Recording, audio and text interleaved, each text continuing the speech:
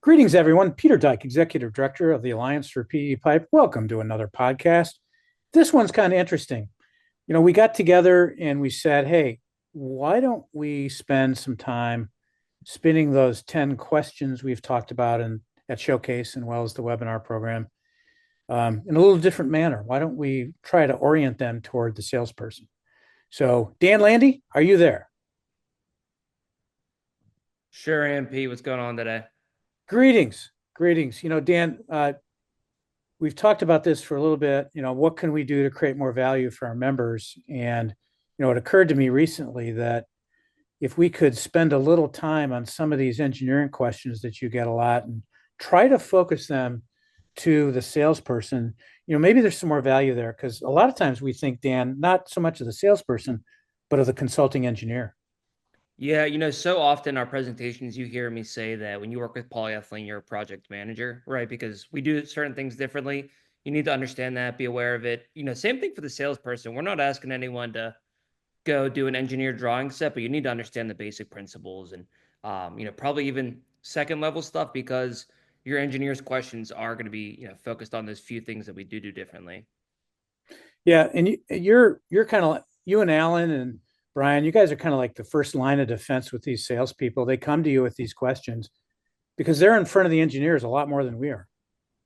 Yeah, and one of the first things that Richard Kloss, WL Plastics, taught me when I entered this industry was he would call me and be like, technically what you said is correct, but stop answering the question, answer the intention.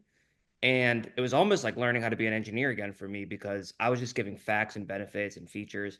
That's all fine and dandy, but did the specifier actually learn anything from that? Are they doing anything differently? So yeah, answering the intention, really, what are they getting at? Not just giving them a direct answer, making sure that it's a comprehensive answer. So Yeah, important. yeah, well said. And Richard's retired now, so we don't have him on speed dial anymore. So it's incumbent upon us to do an even better job communicating because we don't have that resource. But we certainly have other resources, and there are a lot of other talented people hanging around, which we use all the time. So with that, Dan, let's get started. Let's bring on Alan Ambler. Hello, Alan. Hey, Peter. Glad to be here. Yeah, we're glad you're here, and also Ian Detloff. Dan, tell us who you are and what you do.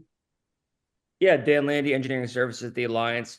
We're well aware that adoption takes a long time. The larger the utility, the longer it's going to take, the more hurdles to overcome. So it's not hand holding, it's really helping people with their adoption because most of the questions they have are legitimate. We're asking you guys to do what I say is maybe six or seven things differently than you're used to with the legacy piping material. So beginning with specifications and education all the way through construction. Anything that can pop up, we're here to help people during that time. So, Dan, you're Director of Engineering Services, and then Alan, you're Chief Engineer. Tell us a little bit more about what you do and how you do it. Hey there, Pete. Glad to be here. I'm focused on education, content is to which we talk about with all of our faithful attendees out there, and love to be able to talk about HDPE projects with those people that share that information with us. So we always love to talk about HDPE projects and hear from our salespeople and the end user as to what exactly they're doing with the HDPE during the install. And that construction project really helps us learn even more and share that information with everybody that's out there. So I'm glad to be here, Pete. And thank you, Alan. Ian Detloff. Yeah, Peter, pleasure to be here as well. I serve as the Director of Operations for the Alliance for PE Pipe. I help with a lot of our initiatives, a lot of our content creation for our programs. We do about 100 events a year, so we stay busy, and I also do handle our social media. Yeah, you do. You do a great job. So I'm gonna kick this off, fellas, and I'd like to. I don't know who wants to take this one, but I'd kind of like to talk about design life. Everybody says, "Oh yeah, my pipe's going to last 100 years." So you're the salesperson, and you got to go up against PVC and ductile. They also say that they last 100 years. Why do we say we last 100 years? I'll go ahead and step in. Massive amounts of testing. So, testing at the manufacturer's level, at the resin level, all sorts of different type of testing in order to be able to get on the hydrostatic design basis to be able to support that information. The pipe material is tested significantly for a long time. What this looks like is constant surge cycles within the pipe. So we're testing that actual pipe in a closed facility as to which we're putting it through its paces and putting it from design life to actual surge pressures repeatedly for 11,000 plus hours to be able to give us a traction and a history of failure through this pipe. So it's gone through Yeah. quite a bit of basis. So I think, Alan, they did what was it, 15 million cycles, when a typical US utility or North American utility is going to see no more than 2 million cycles. They tested our product to 15 million cycles at full pressure with surge every 15 seconds. Get out of here. That's crazy. We also had the UKWIR study, Alan, which that's the United Kingdom's version of AWWA, where they exhumed first and second generation resin HDPE pipe, tested it in the lab. So this was chlorinated water, last 50 years. And that pipe basically tested new. And they said they're going to get 160 total years out of that HDPE pipe. So that's pretty cool. And we also don't see, and I'll say one additional thing, Alan. How about this? How about we had some early failures of 3408 resins in the southwest of the United States, and those failed based on high temperature, high pressure, and high residual chlorine.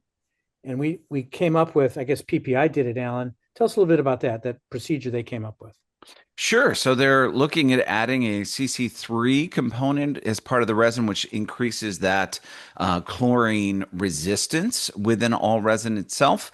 And then also our 4710 resins now are going to be fairly dramatically improved over earlier 3608 type resin. So we've done quite a bit as an industry in order to expand our innovation in developing the product and can respond to municipal applications from the failures that we have learned from an industry.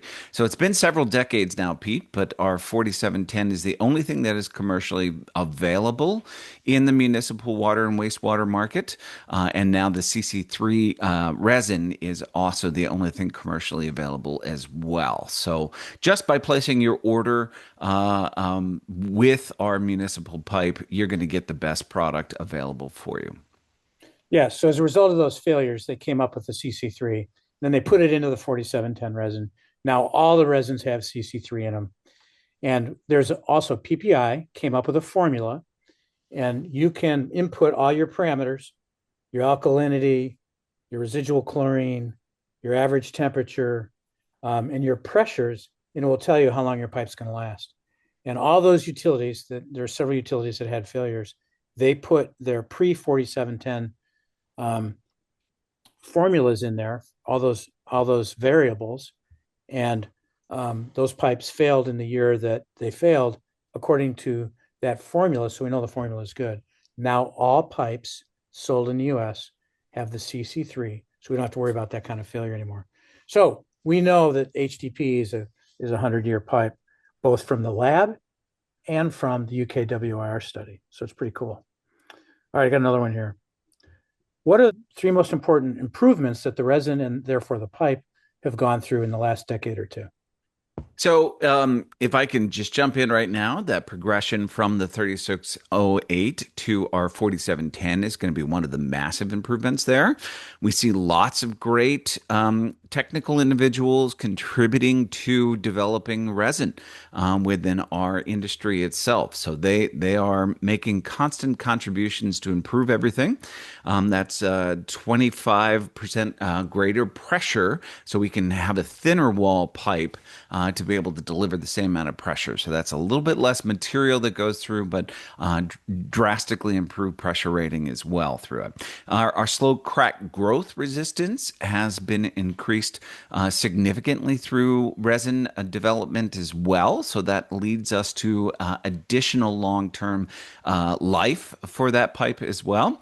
CC3, as we mentioned before, but also something really cool out there, Peter. It's called the low slump resin. So that allows us the opportunity to get into that 5+ inch wall thickness in order to be able to make very thick wall, very large diameter pipe itself.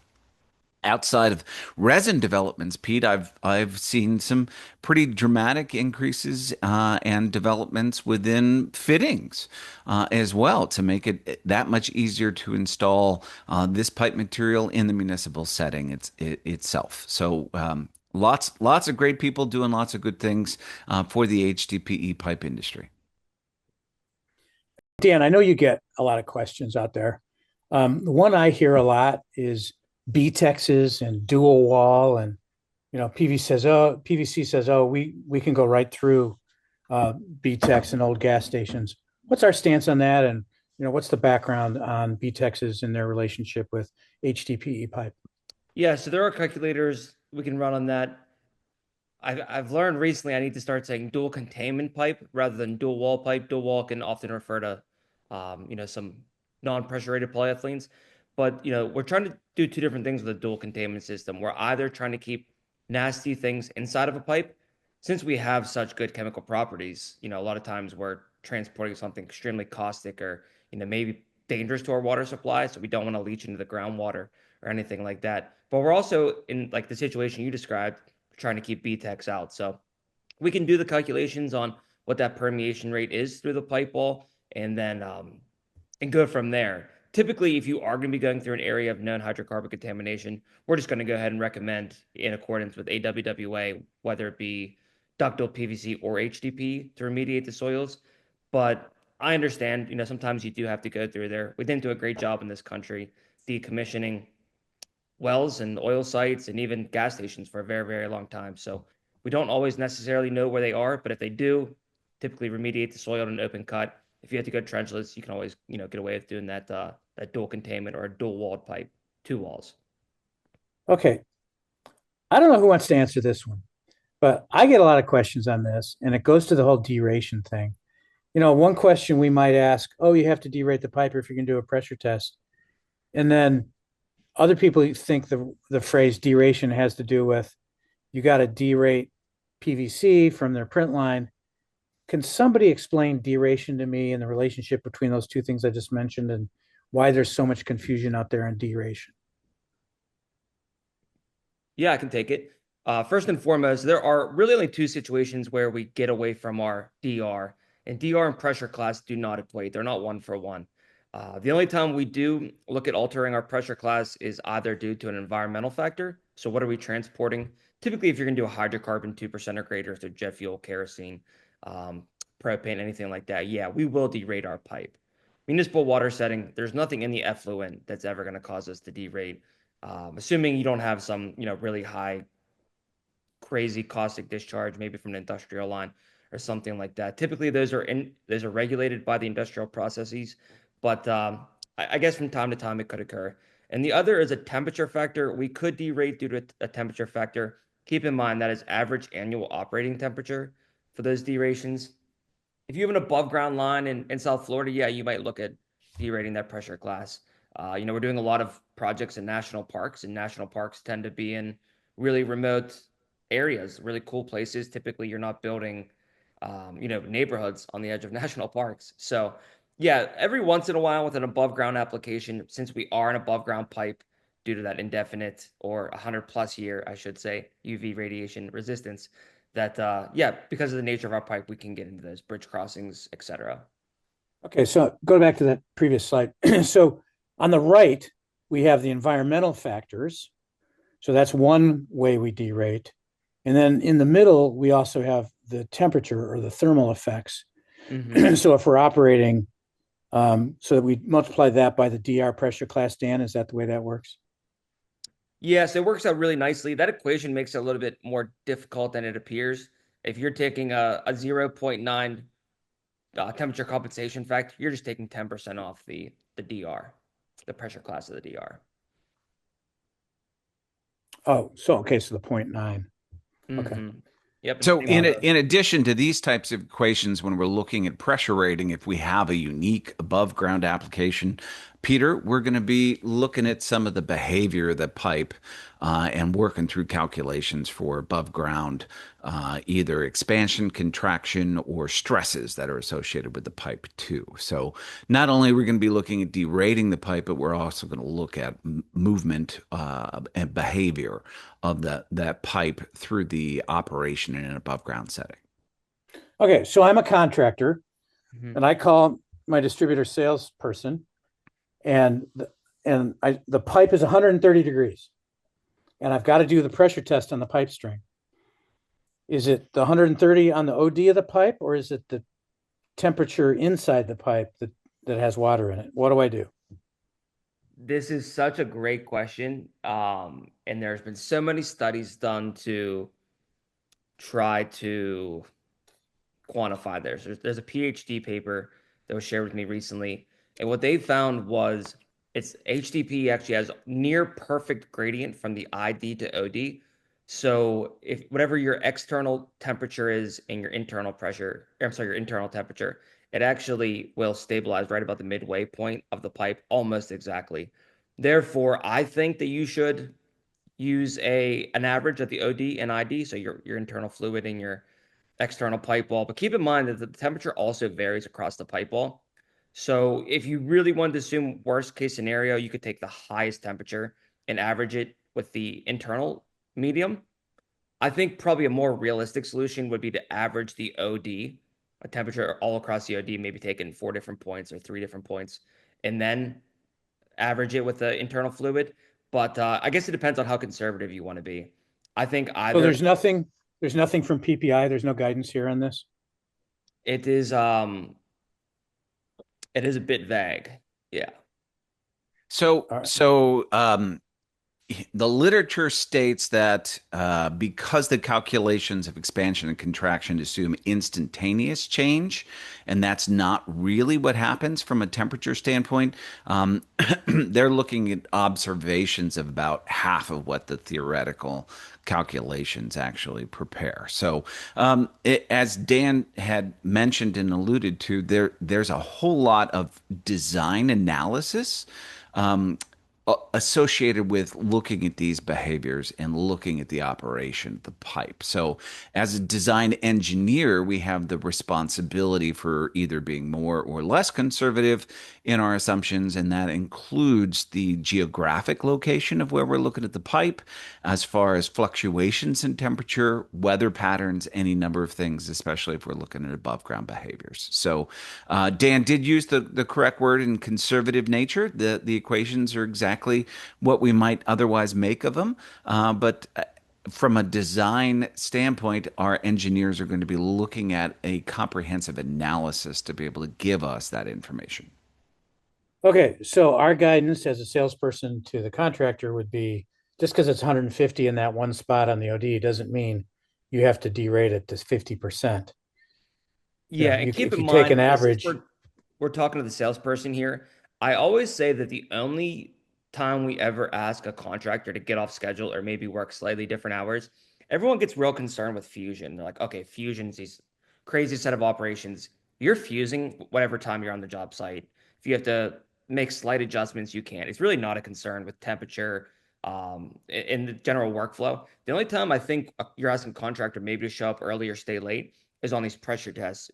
It is best to do your pressure test fully conducted before the hottest part of the day. So if you can get it set up the night before and then begin your pressure test at 7 a.m., because that pipe will expand as it's getting heated up, and it is difficult to maintain a steady thermal process during that. So if you're trying to start this at 11 o'clock, and that means the test is running from 11 to 3, it can be more difficult to stabilize the internal pressure. It's best to do it early in the morning when the temperature fluctuations are going to be a lot less observed in the field. So just a little Okay, bit so tidbit to give to your contractor. Yeah. yeah, you've given guidance now to the salesperson who's talking directly to the contractor, and the contractor's got the temperature figured out now. So he's using 100 F because that's the average, Mhm. because the belly of it's really cool, but the top is kind of warm. So he's going with 100. So he derates at, what is that, 20%, 20 by 0.8. Now, how do I do a pressure test? What is the procedure? So, with pressure tests, one of the things that we really need to distinguish is operating pressure of the system versus design pressure rating of the pipe itself. So, we talk about derating the pipe based on heat or whatever it's exposed to from an environmental factor. When we're doing a pressure test, we really want to look at what exactly is the system going to be operating at and not exceed some of the parameters of the part of the system that happens to have the weakest pressure rating itself. So we want to look at components such as fittings, service connections, other things, and not exceed what those pressure rated components are. If our pressure is 70 psi, 50% more than operating pressure would put us in that 100 to 105 psi, which is perfectly acceptable for us to be able to test a DR11 pipe to. We're looking for leaks. So we're going to be walking that pipeline to be able to look to see if there's some appreciable loss. Our thermal expansion can sometimes look like added water or makeup water when we do that. And that's why Dan talks about not pressure testing in the middle of the day when we're going to have thermal expansion. All that really looks like isn't necessarily a leak. It's additional water that goes into the pipe because it's expanding in that function. So, Okay, so that both Mhm, polyethylene and our competing materials use makeup water, but for different reasons. that's correct. Ah, okay.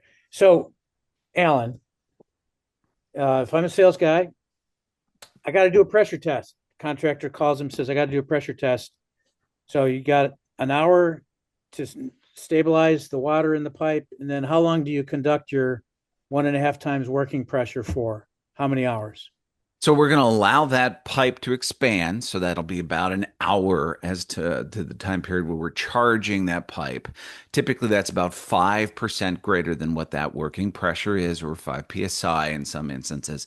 Then we're going to reduce that pressure and hold it for another hour. We Reduce don't it by want how much? that 5 psi type of range Oh, that we're looking for. Yep. okay. So So if my working pressure is 70, I multiply that by 1.5, and that's the nut I hit for 4 hours. that's correct. So we don't want to exceed that 4 hour time period. No pressure tests that exceed 8 hours period. But typically you can accomplish a pressure test in that 2 hour time period with 1 hour of charging and then 1 hour relaxed at the pressures to which we're observing. All right. And what's our source on this? Is it PPI or is it ASTM? It's an What's ASTM standard that looks at hydrostatic testing for pressure testing in this manner. So we want to use water in hydrostatic testing because it is non-compressible. It's preferred not to use air. Air is compressible in fittings in that way or in our pipe material itself. So we are looking at hydrostatic pressure testing with water. if we don't like pneumatic, why does the gas industry use pneumatic? Because the fluid changes. Obviously, in a natural gas distribution system, you're going to be looking at gas distribution, which is a compressible fluid. So they're Yeah, we going to don't be want to looking put at. water in the pipe. That's right. Yeah, Yeah, makes they also sense. tested really low pressures, Pete, so the risk of a failure becomes a lot less. And the only that was a great explanation going through this, Alan. I really appreciate really enjoyed that. The only thing I would add, and this is from a job site recently, Peter, where you and I were out there.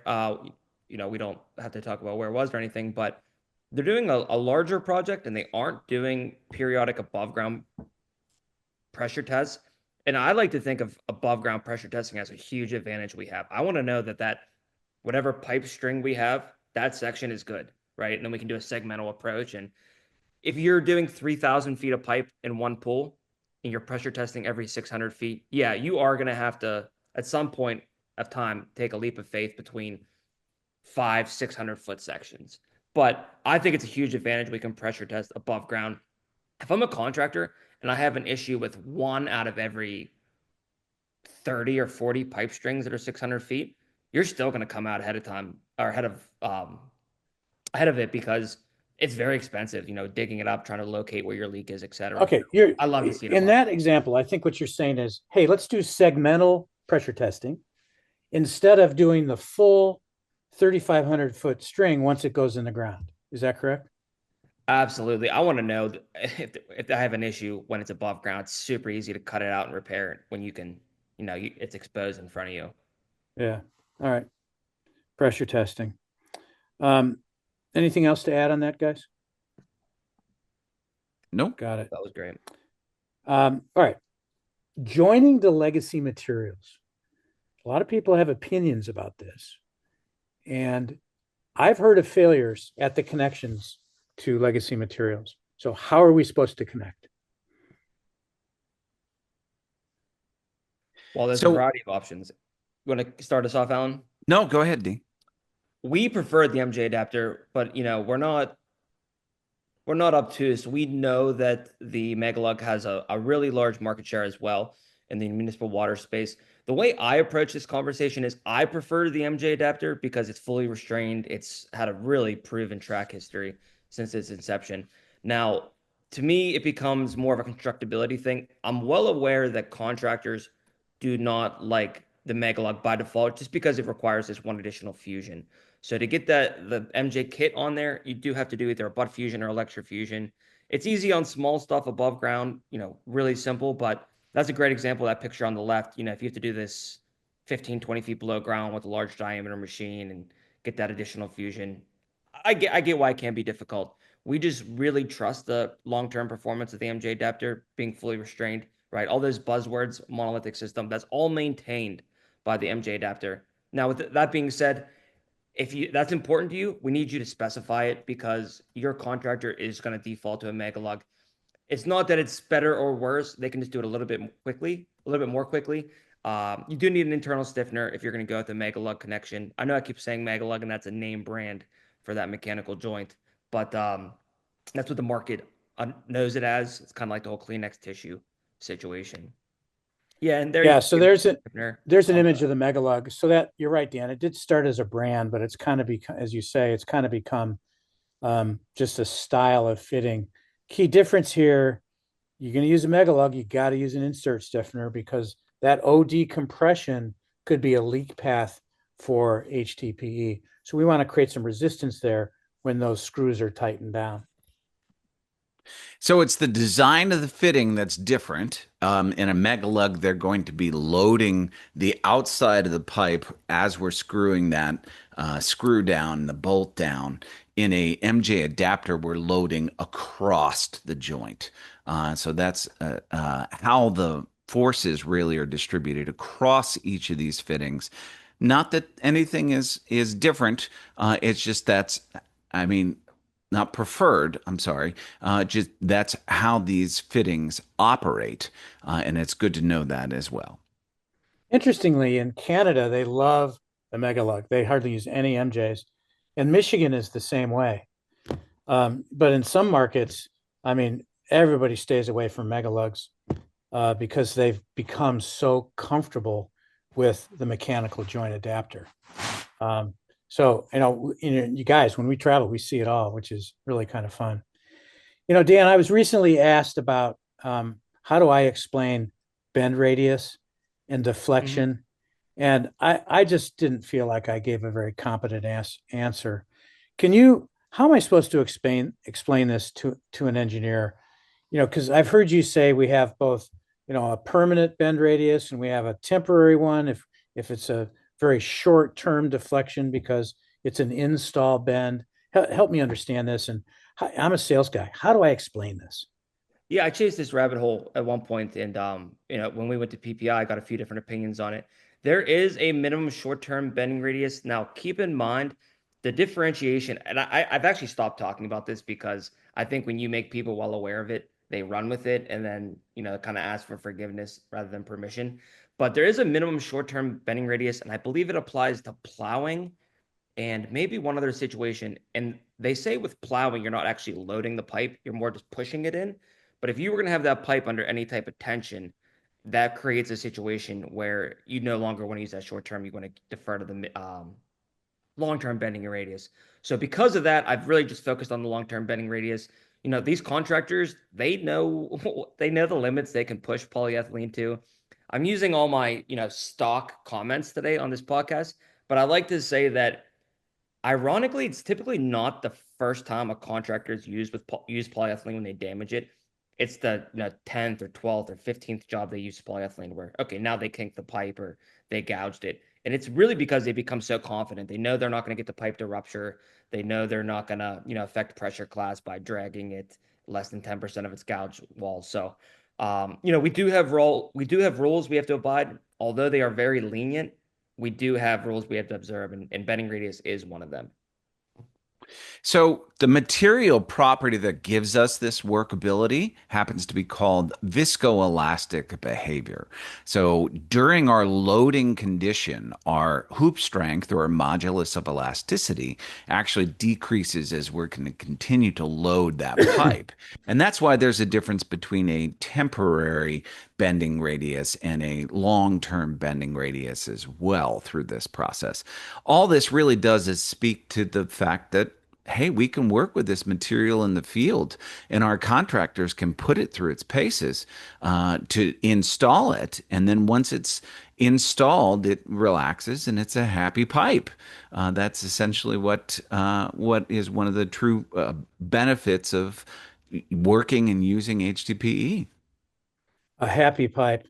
That's our phrase of the day. I love it. I want to take a step back here for a second. I want to go back to the thermal effects. We talked about the pipe expanding and contracting, certainly, and the impact of temperature increases and decreases on the pipe string. The actual formula is it'll expand and contract 10 inches, no, 1 inch for every 10 degrees for every 100 feet. But is that a big deal? I mean, why do we talk about this? I do hear about our competing pipe materials complain and suggest we're an inferior material because we have that issue.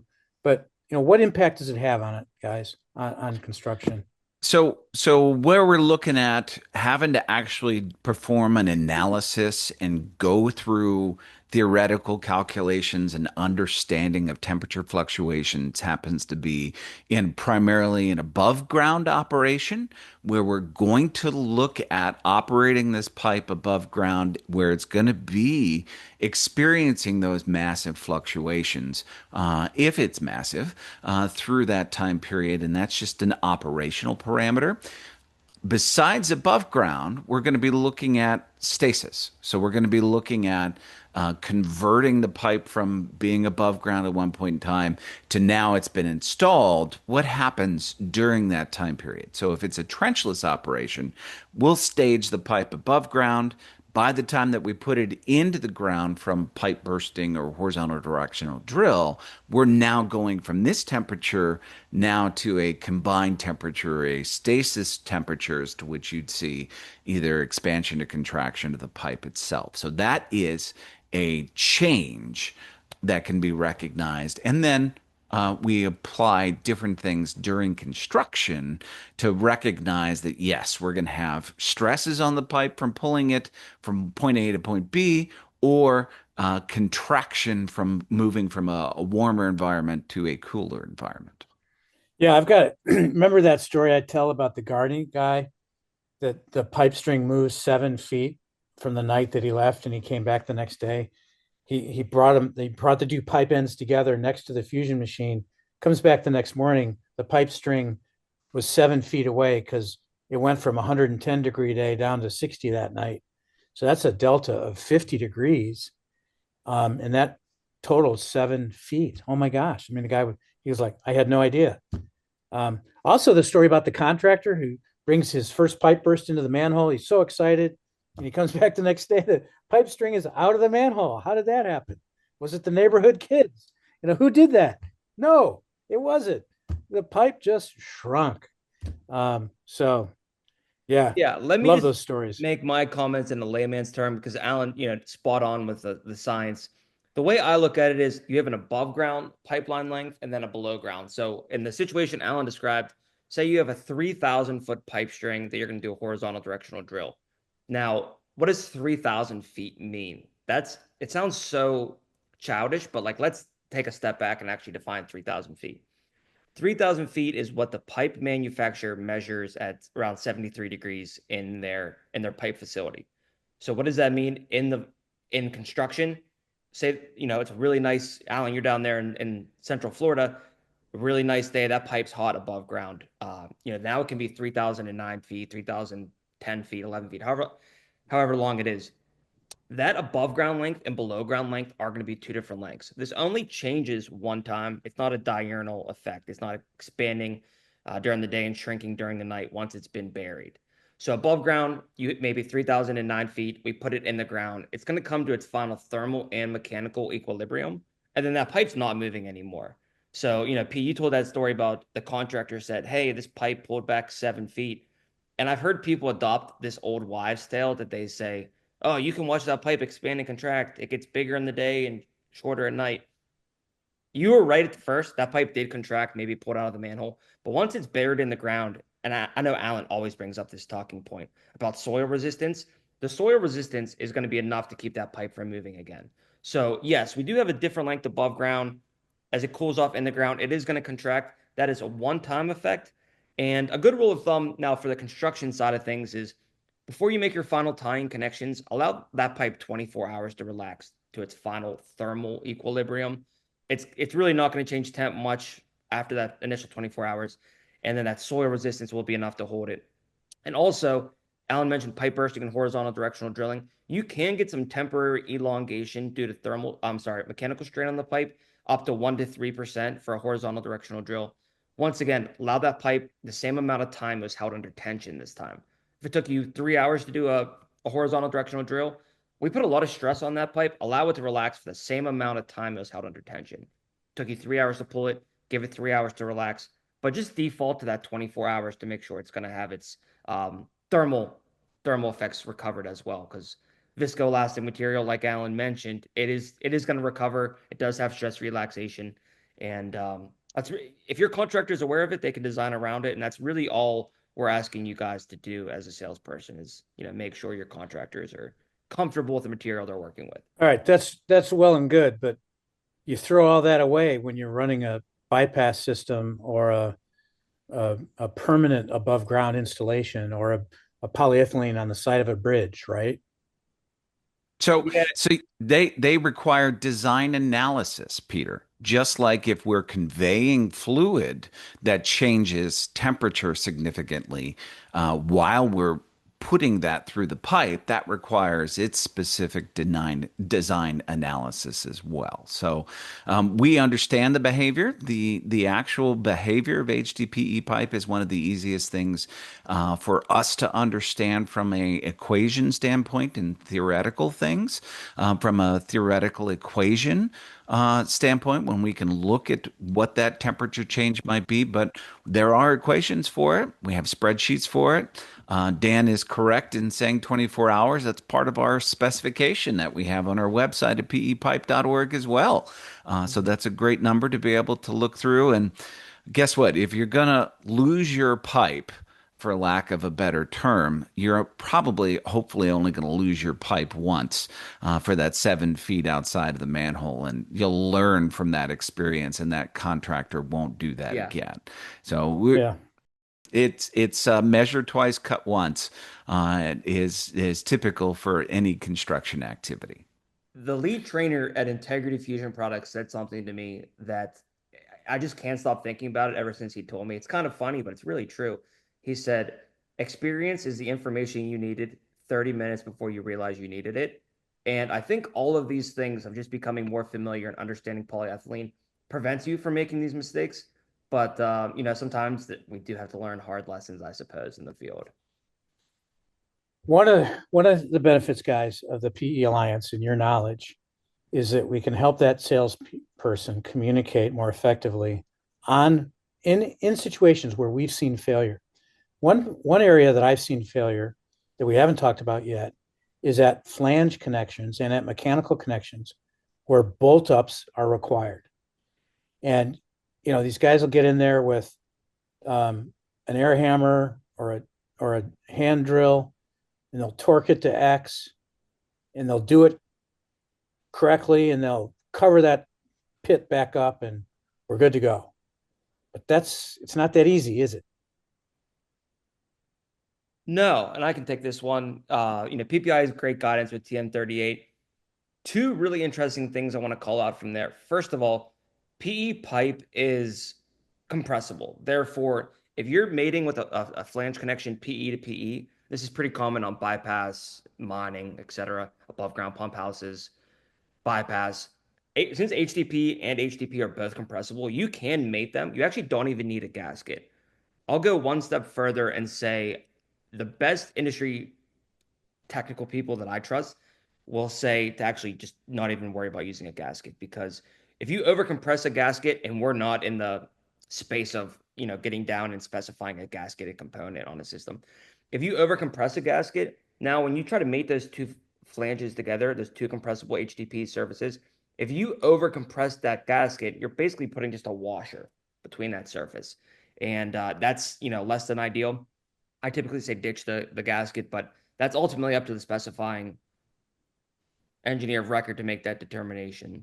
And then the second thing on these TN38, they highly recommend going back and retightening. Now, if you've been really following all the things Alan's been talking about, a viscoelastic material, it does want to relax from stress.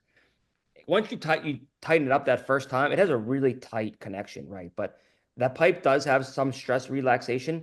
So we want to achieve 3% strain long-term in the pipe. Therefore, I would make it mandatory in your specifications to retighten those 8 to 24 hours after. I think it's always best to wait 24 hours, let it have its ultimate relaxation before you tighten it back up. And I've learned this lesson from cities that have said, hey, why do I have issues with these flange connections? And I started realizing it's almost every occurrence they say, yeah, we've gone back, we retightened it, we must have done it right the second time, because after the second time, it doesn't fail. So they've in their heads, oh, the contractor isn't doing it properly, our field crew is doing it properly. But the reality of it is they just initially didn't retighten it. So it did relax, and then that's possibly why it leaked. When they go back and they retighten it a second time, they never have an issue, and then they think, oh, our in-house team's better than the contractor. Maybe that's the case, but most likely just had that stress relaxation. Okay, so come back, retighten, star pattern, whatever pattern recommended by the manufacturer, retighten 8 to 24 hours later, and you're good. Absolutely. Got it. All right. Can you fuse dissimilar DRs? I'll take this one. Yeah, you can. And the guidance, man, this is like one of those great questions on why distributors have great relationships with us. They know the answer, but it's like, where do we cite this? How do we prove it? And I believe PPI actually says in their handbook to consult manufacturers. And then if you look at a manufacturer's recommendations, they will say, yeah, you can do 1 DR difference. I believe PPI WL118 actually has, maybe it's 101 or 118, but they have even better guidelines to say you basically need 88% of the pipe walls to be matching. So you can have about a 12% differential in the pipe wall thickness. That's what you need for the mating surfaces. So it's a little bit more than 1 DR, but for all simplicity, yeah, it's 1 DR. But you can't fuse dissimilar diameters. Did I say diameters? No. I'm asking a Okay. question. I've had that question before, and I was like, God, can I fuse dissimilar diameter? No, I don't think you can. So the nominal diameter on a different DR would be the same. So the wall thickness would be a little bit different. The technical note from WL would say 88% of the larger is okay. So that's a transition, Peter. Like with every pipe system, no matter what it is, there's transitions that we have to look at fittings and we have to look at all of the items that are necessary to be able to work with the system itself. So, just here at my home, transitions in my house plumbing has sent me back to Home Depot 4 and 5 times in one day if I didn't get it right. So we have to be able to make sure that our transition is doing what we need to for dissimilar diameters. Obviously, if we're looking at dissimilar DRs, the guidance that you provided, we're just melting HDPE pipe and putting it together. But there is a limitation that is spec'd in our specifications and then also recommended by the industry itself. But it's all high density polyethylene material. Okay, Dan, we use this phrase monolithic. Basically what that means is once you do the fusion, that those two 50-foot sticks are now one 100-foot stick. And as a result, we don't need thrust blocks. But I'm a sales guy. I don't use the word monolithic. Why don't we need thrust blocks? What is the common sense reason we don't need thrust blocks like legacy materials? Yeah, we're not concerned with protecting a joint. We essentially view that joint as jointless. Even though, we have a fusion, we have a scar or evidence of a fusion joining two pipes together. Once those pipes are cooled, they've gone through their fuse cool time, we just pretend like they don't exist anymore. Therefore, thrust blocks aren't important. We do still anchor block our pipes, and really it goes back to whether or not there's a joint. At our terminal connections, maybe you're tying into PVC on one end and ductile iron on the other. We want to prevent those bell and spigots from pulling out. We don't protect our joint. Essentially, we just view it as one continuous long pipe string. There's no joint for us to, concern ourselves with, is the simplest answer. So that joint, Peter, we use the phrase as strong, if not stronger than the pipe itself. The allowable tensile yield of the material is, 3,500 to 4,000 PSI. Once we have a joint that is fully fused, it's gonna have the same characteristics of that 3,500 to 4,000 PSI. That's allowable tensile stress. So Dan is 100% right in the fact that now that joint is not going to pull apart. It's going to have all the same parameters that we need and we observe at HDPE. It's when we start to connect to bell and spigot systems that could pull apart based on changes within our pipe system that we want to protect that bell and spigot system from pulling apart, not the HDPE. All right, so then let's move from that to anchor blocks. So if we don't need thrust blocks, and what's the difference between a thrust block and an anchor block? Why do we need anchor blocks? So a thrust block happens to be set up for bell and spigot systems that if there's an internal surge, so if there's something that happens within the inside pressure of the pipeline, it stops that particular change in direction T fitting from blowing off. So that's primarily why a thrust block is put into place. Anchor blocks are going to be exactly what Dan described, which is when we start to connect to other pipe materials or the end of a horizontal directional drill or something like that when we want to protect the other pipe material that we're connecting to now becomes an anchor block. So unfortunately, those two terms happen to be fairly interchangeable. Thrust block versus anchor block, they do mean totally different things, but I have been guilty of using one in place of the other, and it has to be a very specific discussion item for us as well to be able to relegate that information fairly clearly. That's the difference between a thrust block and an anchor block. The thrust block is for internal surge. We don't need that in a fully monolithic system, which was what you led with at the start of this conversation, Peter. All right, Alan. So thank you. So if we say the way to connect to legacy material is use an MJ, why then do we occasionally have to use an anchor block at an MJ? If we say we're fully restrained and MJ is the way to do it and it's fully restrained, why do we have to pour concrete next to it or on it sometimes? So, engineers are inherently very conservative individuals themselves. So, if we are observing any of the change in thermal conveyance along material that's conveyed within the pipe, that can show us some type of a difference in the fluid that we're conveying, or if we just want to be more conservative in our nature. For horizontal directional drill, for example, if we have a 2,500-foot installed piece of material, and we want to make sure that that's not going anywhere because it is a valuable asset. Sometimes they'll put anchor blocks on either side to be able to make sure when we connect to the remaining parts of the system that we're not moving that or denigrating the other part of the system itself. So, Okay, so sometimes that MJ that's connecting to the PVC is okay by itself when we're not worried about it pulling out. Other times we may in fact need some concrete or some bell restraints up the PVC to keep that transition. You talked about these transitions to keep that transition from causing issues. absolutely.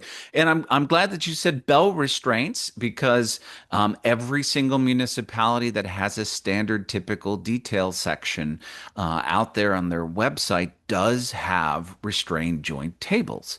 So if we're going to modify an existing system, you're going to look at the typical details of that municipality to be able to see what their recommended joint restraint is from the places to which you're going to enter in modify their existing pipeline as we go through it. So that is a joint restraint table, and it's very common for people that modify existing systems to understand that you do have to, in fact, restrain the joints. Okay. Bell and spigot systems. That bead is evidence of fusion.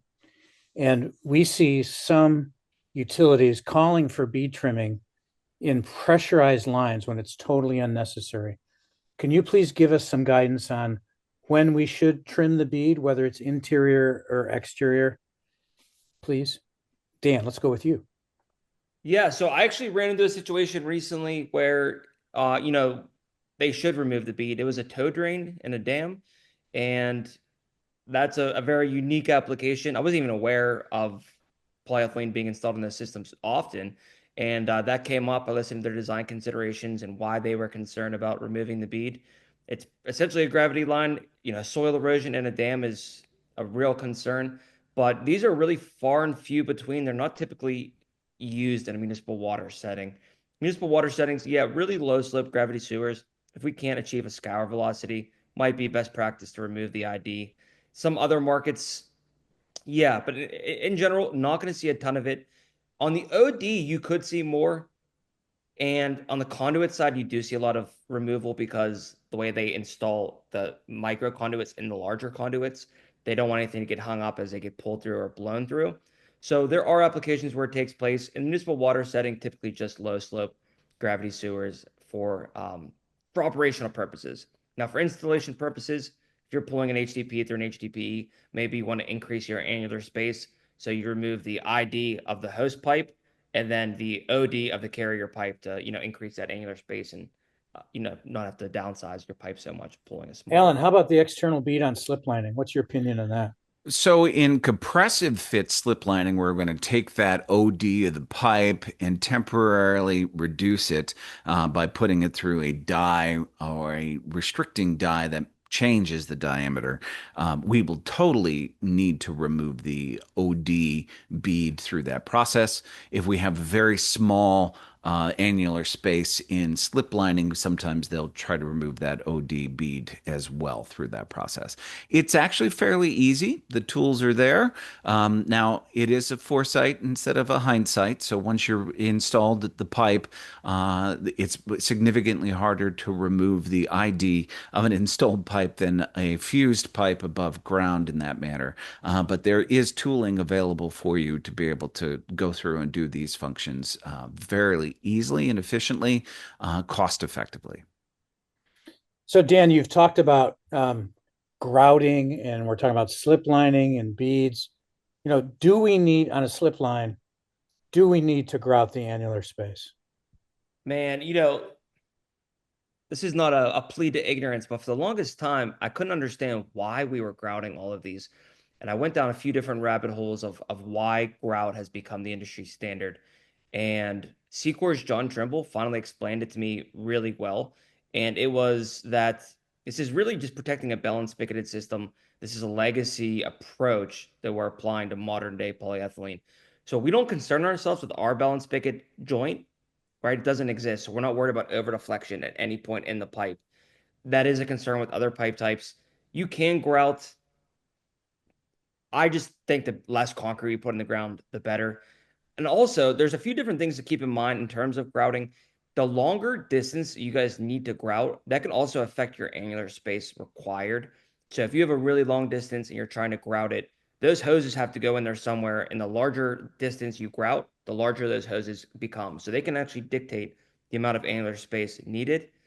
And one last consideration, a little bit less common, but grout pressures could also, on a really thin-walled pipe, they can cause buckling on the polyethylene pipe. So people like to buy the absolute cheapest pipe they can on these slipline applications, like a DR32, a DR26.5. We do build up external pressure in that annular space that could cause buckling in the HDPE pipe. That's always something really, really interesting to keep in mind as you select those DRs. So Okay, these are go ahead. design analysis items. Well, we understand the behavior, the equations are there, the science is there. Everything that you need to be able to perform these calculations are readily available to you. It just happens to be part of a design analysis that we're looking at.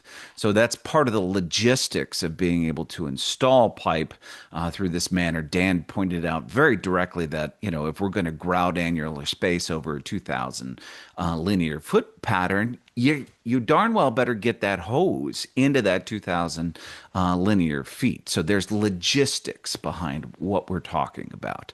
And I'm so glad that he pointed that out, because that is a real thing, both from a construction standpoint, but also from an engineering standpoint. Do we really need it? Or can you just grout the 20 to 40 feet on either side of it to stop movement based on anything that might be outside of the pipe that we're looking at? So there's a median between that to where we start to understand the property of HDPE and what is really necessary. So spacers historically are put into place based on dissimilar metals. So if you put a pipe within another pipe, one can start to be corroded if it's sacrificial in that way. So that's why you would put a spacer in with two dissimilar metals through that. HDPE doesn't corrode. So you could put it very well just on the bottom of whatever carrier pipe you have, as long as we're not looking at grade control, which is a gravity sewer or a storm sewer system in that manner.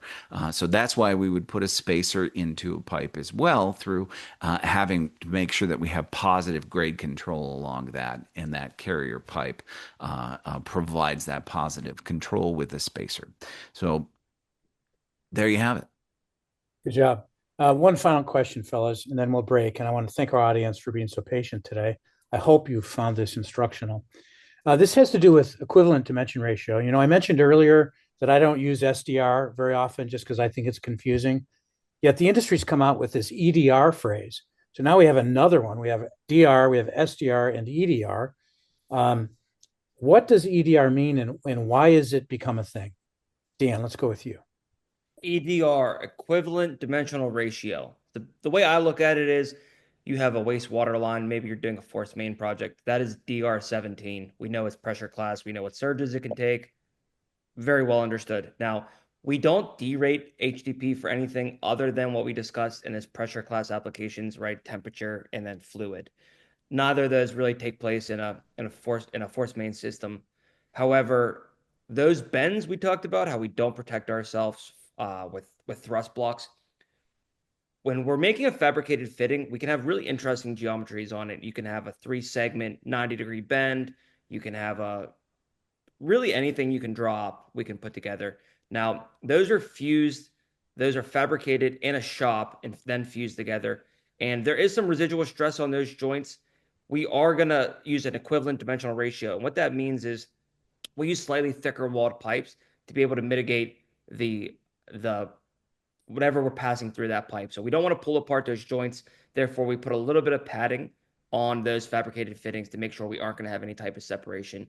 And that's really because when we miter those fabricated fittings and put them together, the way those residual stresses play out, it just really, it's a best practice. And the EDR is going to be 17 as well as the DR 17. Now, any reputable fabricator, which is a distributor in these situations, if they're selling you DR 17 pipe for a force main, they know they need to use a slightly thicker walled pipe or an EDR 17 for your fabricated fittings, which once again, that's why it's always so important to have a good relationship with your distributor. They're going to Yeah. So what really that means protect is you if from you're making running a mistakes. DR 17 sewer system, you're using a DR 13.5 on those fab fittings. Yeah, so your Basically, it's EDR one is DR equivalent to different. your DR, but it is a thicker pipe. Yeah. So it will be DR 13.5 pipe. Yeah. All right, Dan, just give us a quick breakdown, 60 seconds or less, on the services you and your team provide. Yeah, really anything pre to post construction, we're here to help. We're looking at some today. My inbox looks like some PVC to HDPE comparisons. We have a utility worried about cyclic fatigue, and they've now moved away from ductile iron, and they're evaluating pressure class versus DR for HDPE to PVC, and they want to make sure that they're doing apples to apples. So Wait, they're that's moving just away from PVC or ductile? they're moving away from ductile and now considering PVC and HDPE. I see. So they want to make sure cyclic fatigue is not going to be an issue for polyethylene because they have had some experience with it being an issue with PVC in the past. So making sure that the salesperson working on that lead is going to give a good apples to apples comparison. The great thing about polyethylene is we're so confident in our products. Everything is above deck. Everything is there's a standard. We're citing M23, M55. We're not saying anything bad about other pipe types. We're telling you here's the math they use and here's how to apply it. And most of those situations are just really going to be positive for polyethylene. Good. Alan Ambler, anything to add? Yeah, yeah. In addition to that direct comparison of pipe material types, we also can relay knowledge that we've learned over the years of how to construct projects. So just the simple basic engineering principles, we oftentimes do a lot of education on and be able to share that experience that we've learned from designing and installing hundreds of thousands of linear feet of HDPE or pipeline projects. So we'd love to be able to help you construct things and put stuff in the ground, buried infrastructure in that manner, and love to give you as many tools as possible to be able to go forth and put in pipe. Thanks, guys. Ian Detloff, you're awesome. Thank you for helping today. We are going to miss you for sure. And with that, this podcast is winding down. You can find it on your favorite podcast channel as well as YouTube, where most of our podcast listens/watches are being conducted on YouTube, on our YouTube channel. So thank you, Dan Landy, for all your work there, and Ian, you as well. And with that, we're going to sign off. Bye for now.